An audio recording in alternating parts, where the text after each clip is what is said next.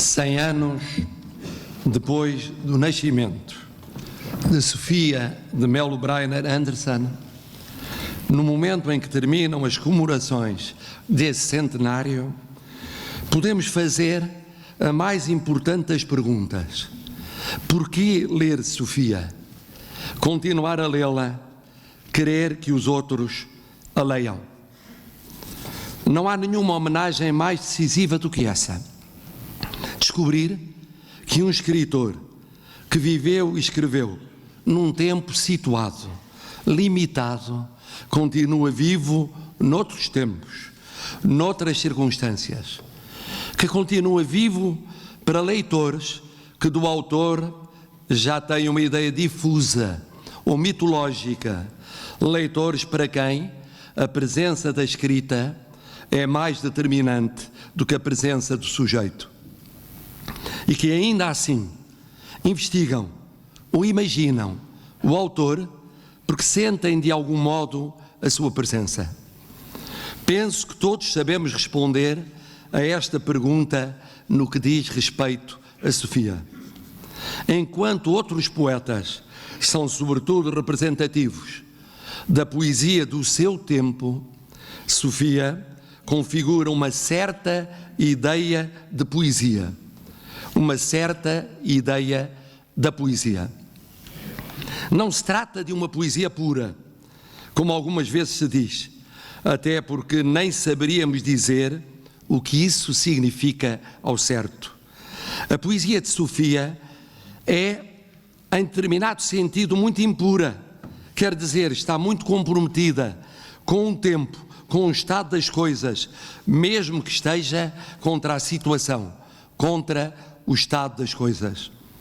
É uma poesia com lugares e pessoas que cultiva uma espécie de impessoalidade biográfica, intensa, majestosa, enigmática. Quando falamos da sua pureza, queremos sem dúvida referir as virtudes estéticas e éticas que Sofia prezava. A clareza, a nitidez, o poema como oráculo ou adágio, poemas diretos na sua ambiguidade, transparentemente enigmáticos, fiéis a conceitos indeterminados, que parecem tão concretos como as coisas concretas, a verdade tão concreta como uma maçã, a justiça tão concreta como uma praia, o amor-caridade tão concreto como uma estátua, a lealdade tão concreta como uma casa. Se a unanimidade de que Sofia goza é indesmentível, ao ponto de ter sido a única personalidade que passou incólume às polémicas mais empolgantes na cena literária e política portuguesa, isso significa que quem leu as suas histórias infantis, os seus contos, os seus poemas, aprendeu a lê-los como a epítome da poesia e a negação de uma certa ideia do poético. Epítome da poesia na medida em que são textos lapidares, mas densos, luminosos, mas atentos às sombras, laboriosamente escritos, mas quase naturais, como se fossem ditados ou ouvidos, e ao mesmo tempo são poemas inequívocos na recusa das águas turvas, das palavras ocas, da poesia como jogo verbal arcádico, técnico, em circuito fechado, sem referência ao mundo visível e ao mundo invisível. As novas gerações de leitores talvez conheçam Sofia, antes de mais, pelas histórias para crianças. E se continuarem a lê-la, descobrirão, como nós descobrimos, que não há um corte entre a Sofia dos contos infanto-juvenis e a Sofia que escreve para os adultos. Ou antes, que os mistérios são os mesmos e as evidências são as mesmas, que até certo ponto aquilo que um adulto sabe, uma criança intui. Assim depois possa adquirir o conhecimento, apurar a sensibilidade, desenvolver uma imaginação moral. É por isso que lemos Sofia em 2019 como a líamos no século passado, que a lemos aos 7 como aos 77.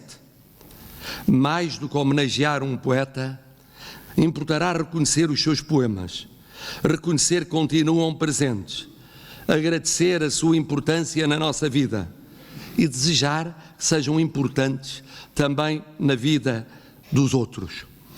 E porque estes 100 anos assistiram não só à presença constante de Sofia entre nós, sempre rodeada de unanimidade, isso mesmo se traduziu no facto singular de ser o único escritor do nosso tempo, acolhido e acolhido também unanimemente no Panteão Nacional, entendo o Presidente da República que merece a honra excepcional da atribuição do grande colar da Ordem Militar de Santiago de Espada, desse modo ficando a ser simbolicamente a primeira mulher portuguesa e a primeira mulher não chefe de Estado a receber tal grau superlativo. São as insígnias correspondentes que tenho a honra de entregar à sua família, na pessoa de sua filha Maria e Presidente da Comissão Organizadora do Centenário, nos 100 anos do nascimento de Sofia de Melo Brainer Andersson.